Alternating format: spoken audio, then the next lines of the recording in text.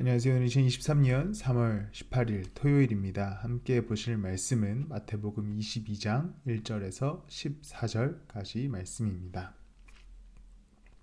오늘 본문도 어제에 이어서 예수님께서 비유로서 말씀하시게 됩니다. 어떤 비유냐면요, 혼인잔치에 관한 비유인데요, 어떤 임금이 혼인잔치를 베풀게 됩니다.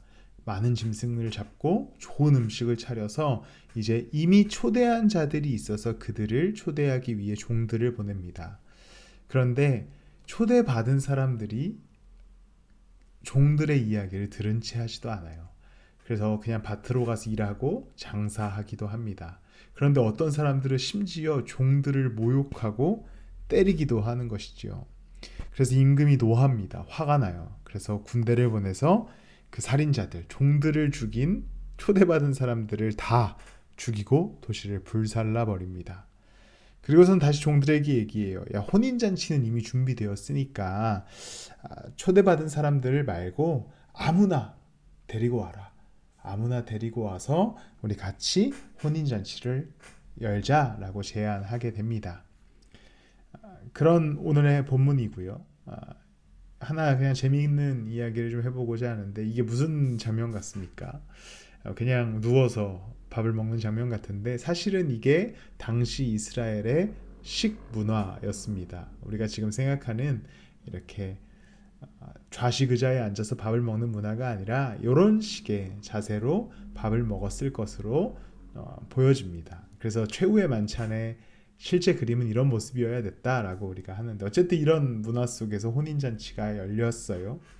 그래서 임금이 초대받지 않은 자들을 한 명 한 명 초대하게 됩니다.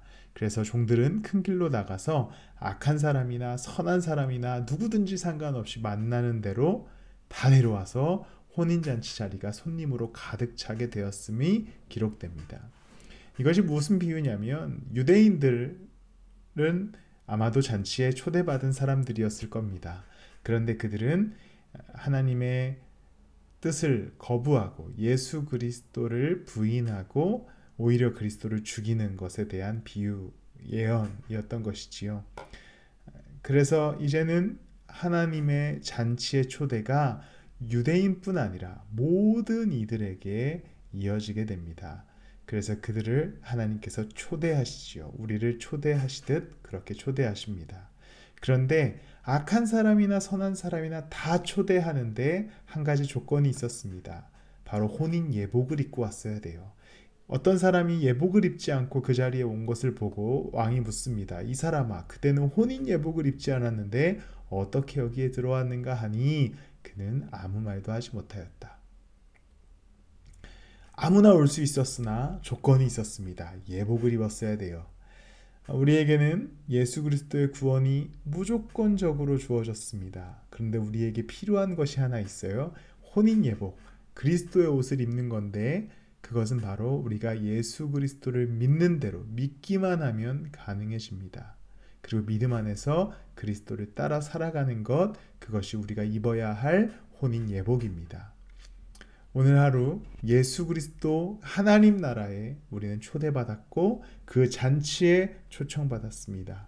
그런데 우리가 이 땅을 살아가는 그 나라에 초대받고 초청받았을 때 필요한 삶의 모습은 그리스도를 믿는 믿음 안에서 그리스도의 옷을 입고 살아가며 그 땅을 걸어가야 함에 있습니다. 오늘 우리가 하나님 나라에 초청받았으니 이제 그리스도를 믿는 자로 그리스도의 옷을 입고 살아가는 여러분 되시기를 축복합니다.